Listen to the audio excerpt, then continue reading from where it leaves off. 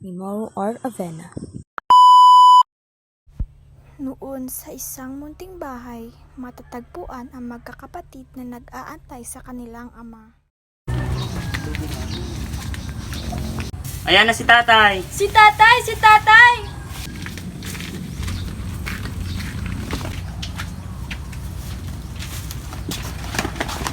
Yay! Pansit gisada na naman! Tay, pwede pahingi? Abat! Oo naman! Sige mga anak! Halika dito, aking asawa! Ako'y may dalang pansit! Tara na at pagatian natin ito!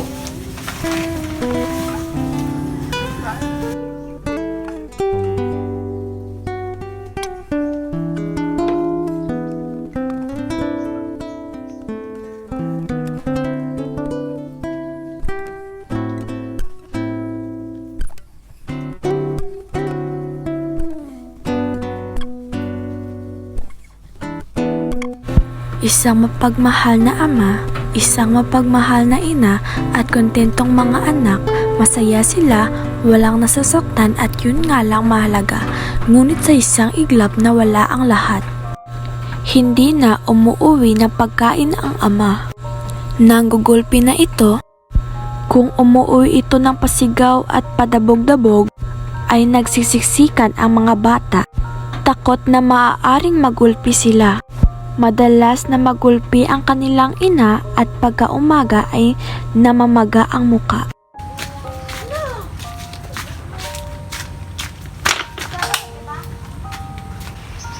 Andiyan na si tatay.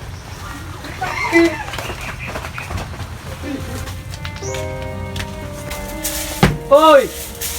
Nandito na ako! Nandyan ka na pala, mahal. Manahimik ka! Nanggigigil ako sa'yo!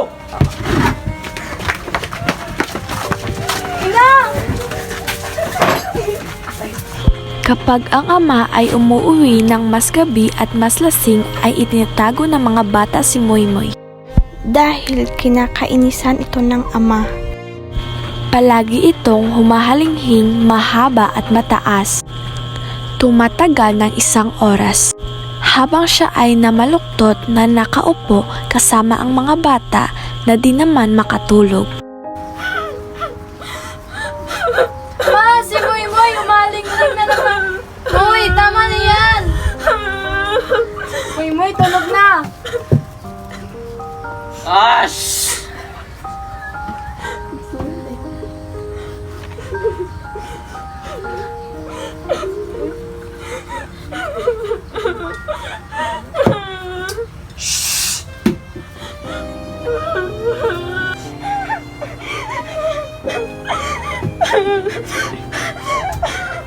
Ano yun?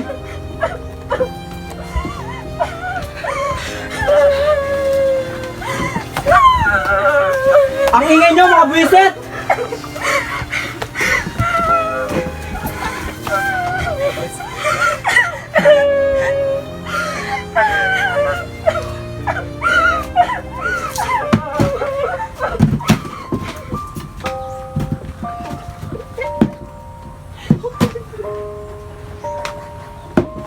Noong gabi, umuwi ang ama na masama ang timpla dahil ito'y nasisante. Si Moymoy ay nasa gitna ng mahaba na halinghing at hindi mapatahan ng mga bata na binabalaan nila na papaluin ito. Sasante ka na sa iyong trabaho, hindi ka na pwedeng magtrabaho dito. Umalis ka na. Hindi na kita kailangan dito.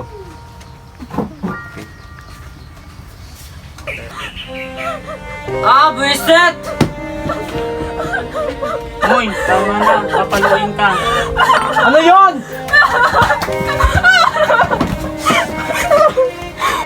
Moy!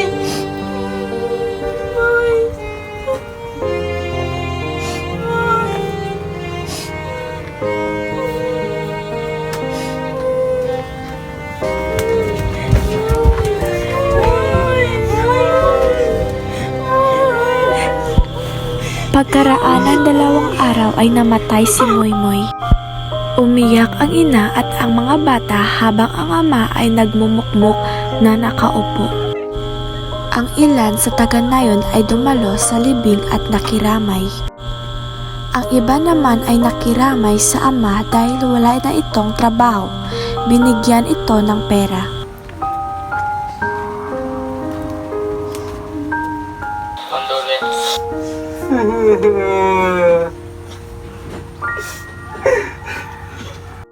Ang balita ay naabot sa amo ng ama. Nagdesisyon na kunin muli ang ama para sa kapakanan ng pamilya. Brad, kukunin kita uli para may trabaho ka na.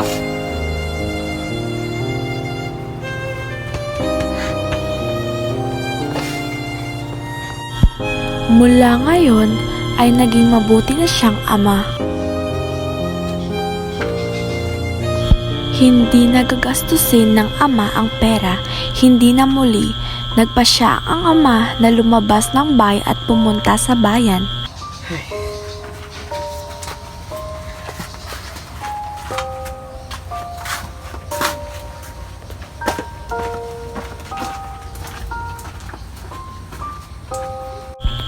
Nalungkot sila ay tiyak ay bibili ng alak ang ama.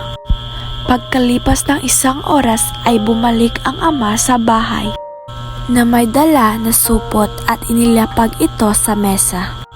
Hindi makapaniwala ang mga bata sa nakita nila. Tiningnan nila ang loob.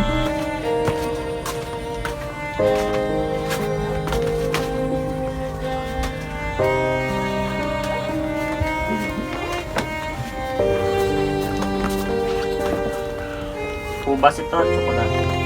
Hindi lang nasa kahon. Masaya na sila kung ano man ang nasa kahon. Takot silang hipuin ang yaman na walang senyas sa ama. Di nagtagal ay lumabas ang ama sa kanyang kwarto at tumiretso sa mesa.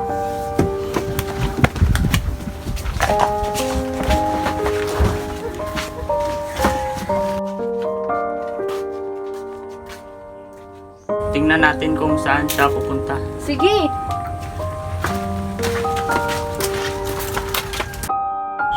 Nagpumilit ang kambal na sumama sa kanila. Ang 4 ay sumusunod sa ama na malayo na. Tiyak na makikita sila ng ama at sinigawang bumalik sa bahay, pero nawal ito sa kanilang isip.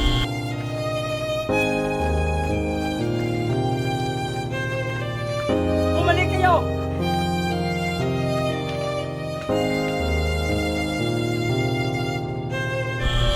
Dumating na sila sa libingan ni Moymoy.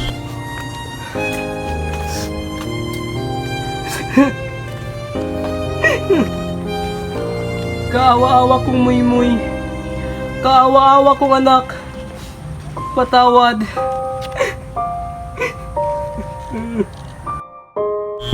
Ang ama ay nagpapatuloy na nakipag-usap sa anak habang ang mga bata ay nagmamasid sa mga halaman. Medyo madilim na ang langit at malapit ng umulan pero patuloy pa rin nagdadasal at umiiyak ang ama. Tay, uwi na tayo, baka uulan. Umuwi silang lahat at pinagsaluhan ang yaman tulad ng isang paging na alam nilang di nila mararanasan muli. At dito nagtatapos ang aming kwento. Maraming salamat.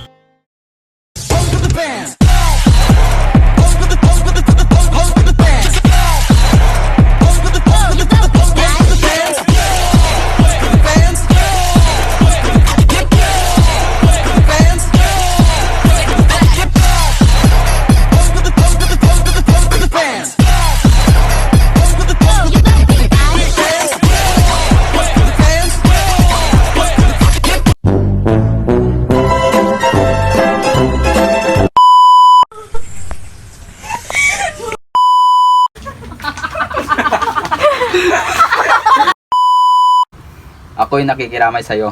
Ha? Kukunin kita ulit. May trabaho. Hindi ka na pwedeng magtrabaho dito. Saan mo yan? Wait lang! Wait ka! Condolence.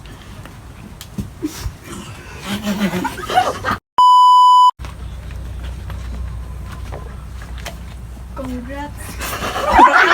Wala!